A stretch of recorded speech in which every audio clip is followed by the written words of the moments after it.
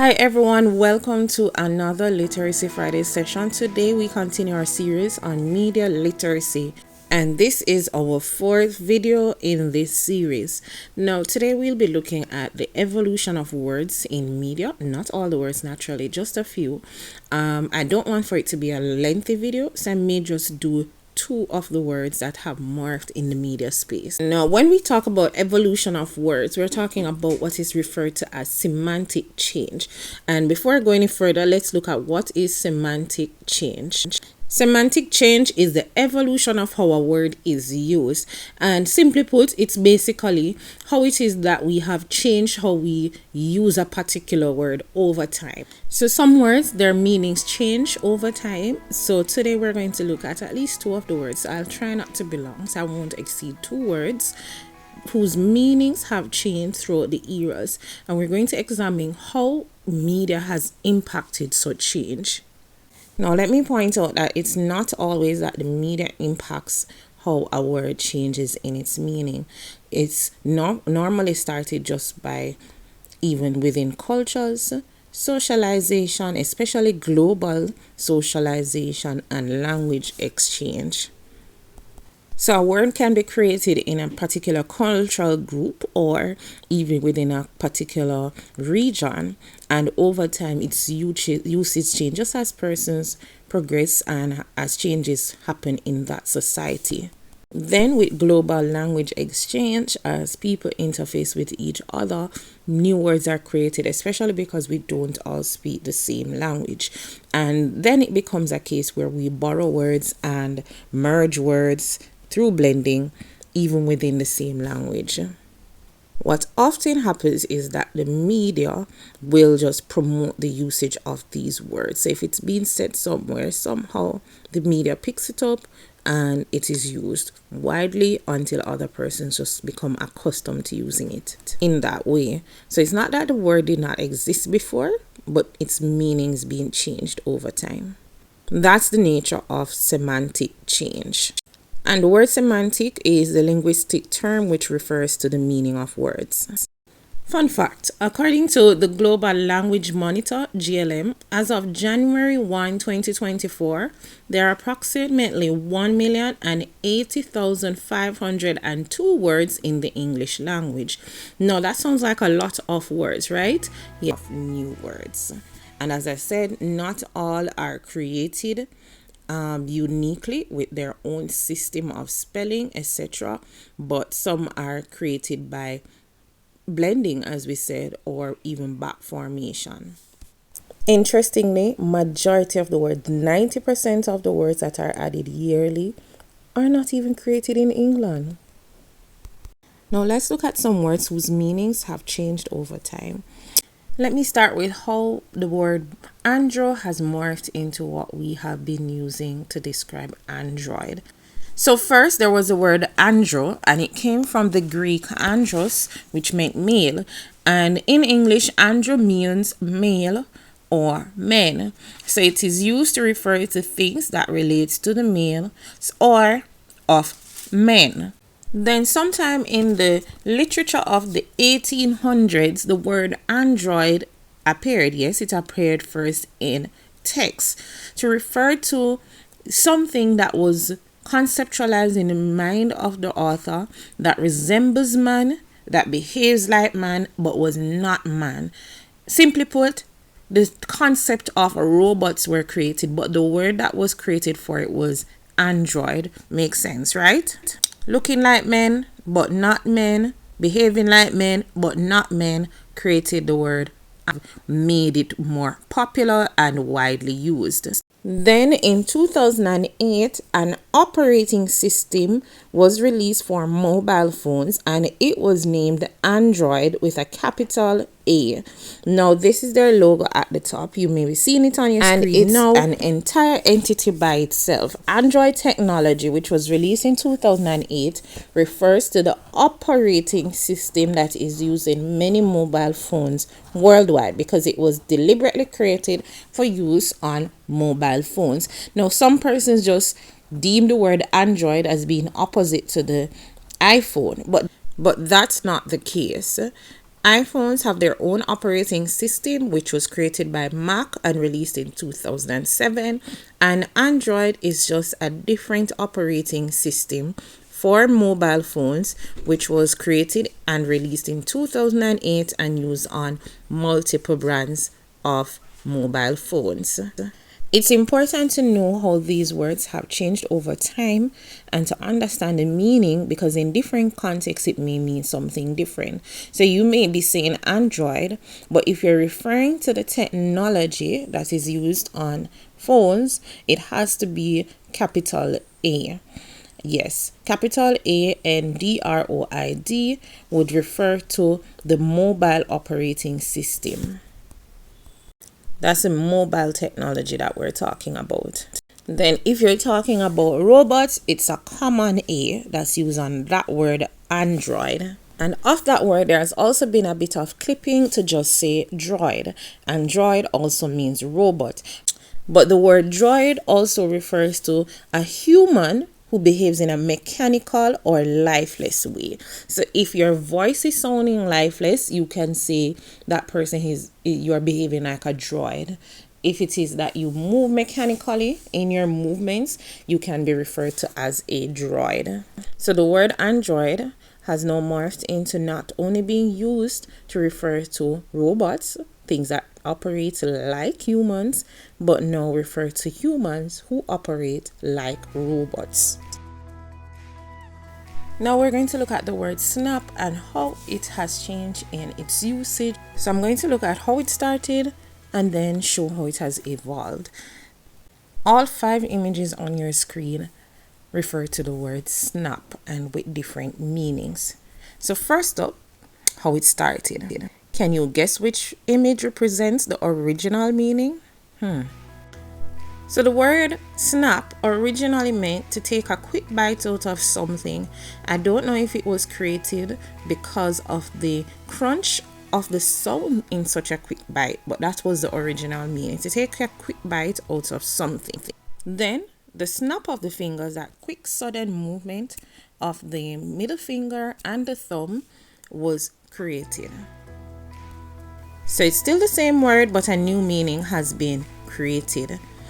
Now, this quick, sharp, cracking sound came about also when trees broke, twigs broke, pencils broke, so that's also referred to as a snap. The original meaning of snap, which is to take a quick bite, didn't change. Now, to take a quick bite into something, as in physically digging with your teeth, was the original meaning, as we said.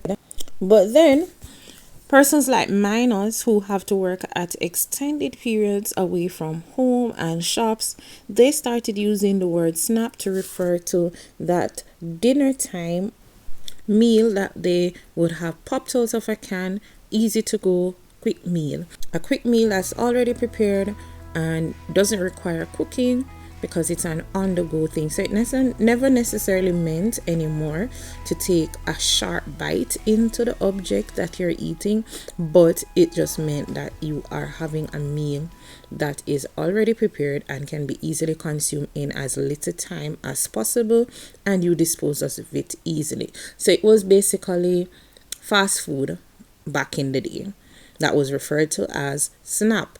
Then, even though it was for dinner time, more and more persons started doing these quick meals on the go at lunchtime between probably 12 and 1. So to take a snack just means to have a meal quickly. In essence, to just have a snack. Now in 2024, the word has morphed into meaning taking a nap just after having a snack, especially at lunchtime.